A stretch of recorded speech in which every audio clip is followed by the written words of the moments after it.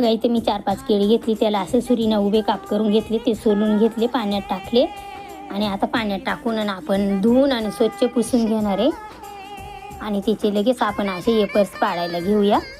बघा अशी छानशी गोल गोल चकली अशी पाडून घ्यायची, पातळ जाड तुम्हाला पाहिजे असेल तसं, जास्त जाड पण नाही। इथं तेल तापले, आपण एक एक करून आता तेलामध्ये सगळं पण सोडून घेतोय।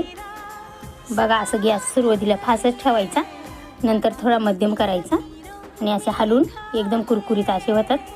सगळे असे हलवीत राहायचे 2-3 मिनटं आणि लगेच होतात ते। आता आपण काढून घेऊया। बघा आता असेच प्रकारचे आपण सगळे पण तळून घेऊया, एक एक करून सगळे पण सोडले।